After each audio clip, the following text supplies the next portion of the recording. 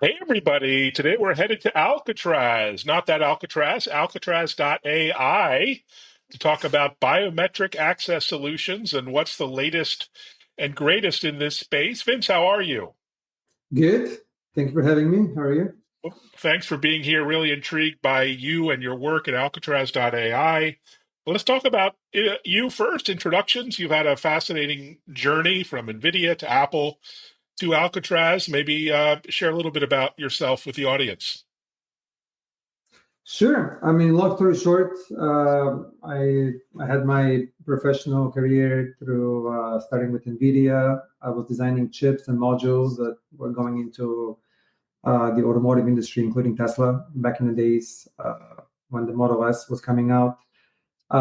Then moved to Apple, leading a few teams, creating iPhones, and more specifically Face ID before it came out on iPhone 10.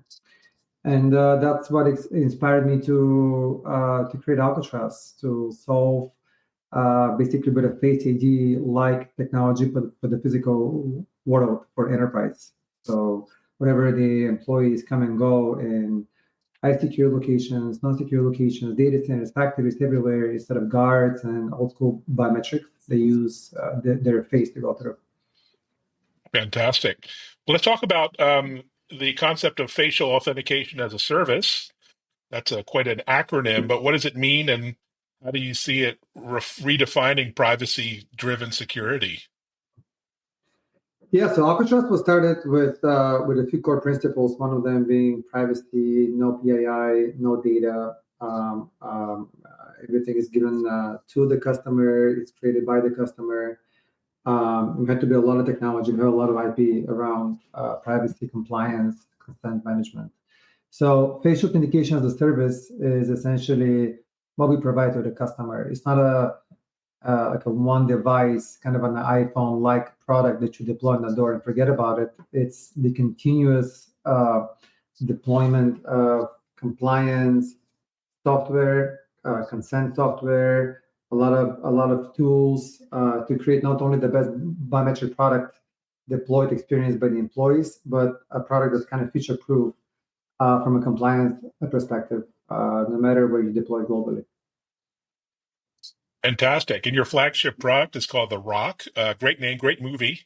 And now you have the Rock X. Maybe talk about the platform and how it works indoors and outdoors. Yeah, happy to. So RockX is essentially a product after 8 years of learnings. We've deployed to numerous clients, on-premise, cloud, very, very different verticals, kind of learning throughout time what's really important for them. And one of the main things was, well, if they're going to be deploying facial authentication-based products anywhere, they want consistency between outdoor, indoor applications, so they potentially can use only facial authentication everywhere. So that's how we designed the RockX. We believe it's the first reliable facial authentication product for access control. We put a lot of time, a lot of effort making it very, very reliable outdoors, which is a key for something that has a camera inside that's very susceptible to lighting conditions, angles, like creating authentications in the real world, real time, within milliseconds, essentially. It's a little different to do authentication on the phone with Face ID, with one person enrolled.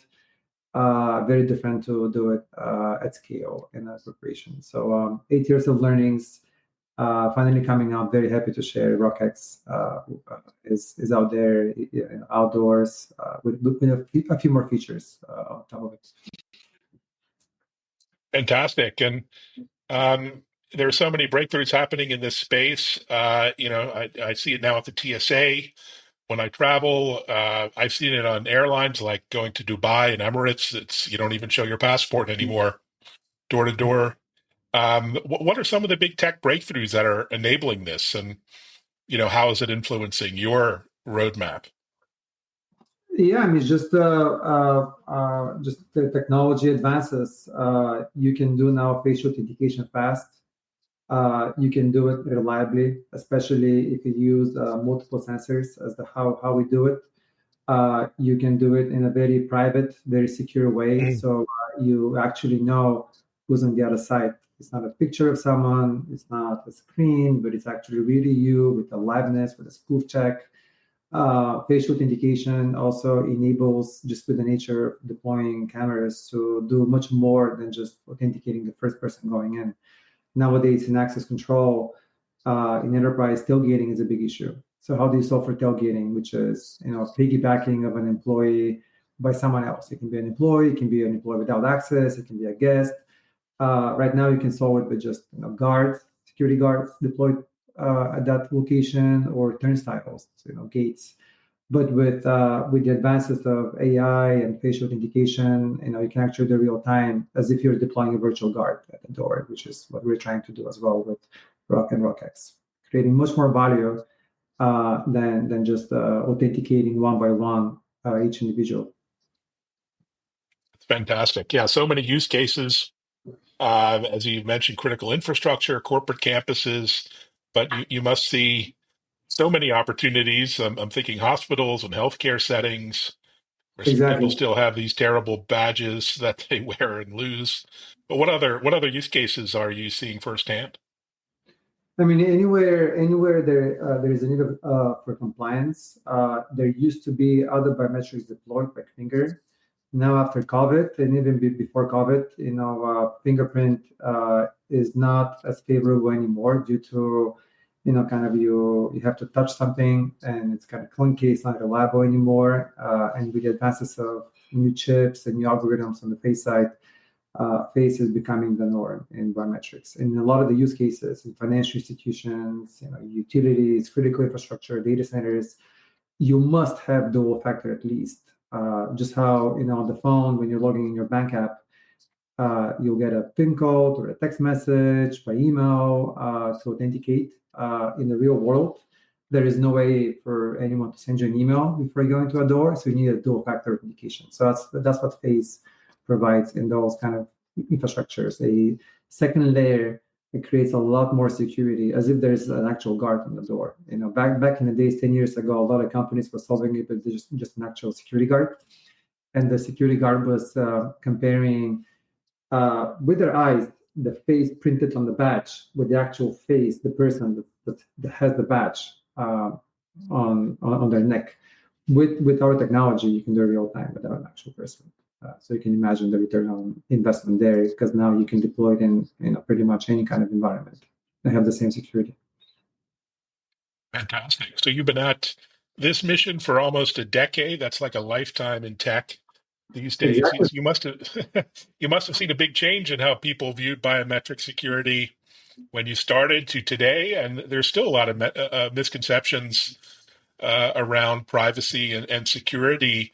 So, what is the mood, I guess, of folks adopting your tech? Have they come around to see the benefits?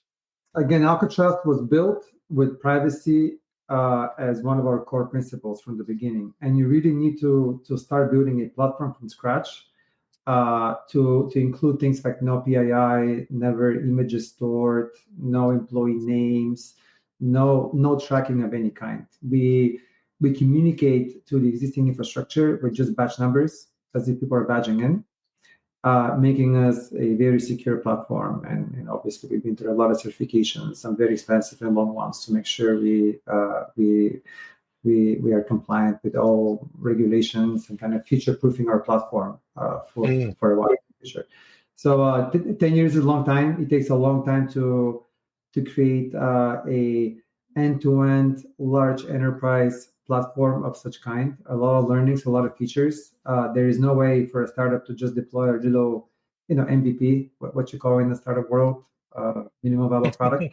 You have to have tens of millions of dollars of investment, and a lot of time and effort through even pilots with customers to exactly know what's needed to deploy at scale. So very happy we've been through that already, and now we're just deploying multiple generations of products. I bet. So yeah, Apple, and you were there, so you would know, has really reinvented the perception of facial ID. I couldn't imagine using my phone without Face ID now. And even Apple, you hear about getting into doorbells and cameras and other things potentially. Who knows? Yeah. So, any as a solo founder, and any advice to your startup founders, entrepreneurs out there on what works, what hasn't worked, and any cautionary tales you can offer them? Well, a big learning for me is just not only dream big, but expect things to take double the time, triple the money, quadruple the effort. Usually, no matter what kind of industry, no matter if you're going to a B2B or a B2C kind of a business model, it just takes a long time to develop core tech. Nowadays, with AI, anyone can create a company with a few use cases, even with AI. But to create deep technology that is defendable and you will differentiate yourself, and another company cannot just make it happen within a few months. It takes a long time, especially if you go to the large enterprise market, and obviously, especially if you go to high security physical infrastructure, it takes a long time to go through all the pain points, all the steps to even establish trust as a company. The industry takes time to get to know you, pilot you, trust you, to eventually, as Alcatraz is now known, probably as one of the best, if not the best and the deepest access control platform for biometrics, especially in the US. That's fantastic. And I see you have lots of partners on the go-to-market side. How is that shaping up? You must have commercial opportunities, government, state, local government agencies. What's your key to ramping up over the next years? We don't comment on our customers. You can imagine everyone wants to keep things private on the Mm, security side. I would just say the need for high security that's privacy centric is skyrocketing in the last 2 years, and we don't see this stopping in the next 5 to 10 years. Just yeah. all the geopolitical challenges and the nature of how technology evolves, and the rise of AI and how we can optimize, make anything more efficient with technology. We don't see this stopping, and I'm so excited for the future. Brilliant. So, what are you excited about for the next few weeks and months? Do you have any events or announcements, roadmaps? What are you looking forward to as we head into the spring? I will give a little quote that I learned from Apple. We like to have our customers delighted when they're ready to announce new products. We have a lot of things going on, both on the software and the hardware side. Our company is primarily creating innovative software that kind of goes above and beyond on the privacy and compliance side, with different tools to make it easy for customers to digest, to fly through their internal processes.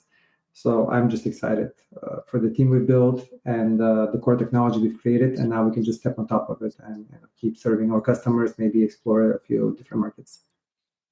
Brilliant. Well, congratulations on all the success. It's an amazing mission, and can't wait to see your technology in action one day. Who knows where I'll encounter it? Thanks so much for joining, Vince. Thank you, Evan, for hosting. Thanks. And take care, everyone. Thanks for listening and watching and sharing. Bye bye.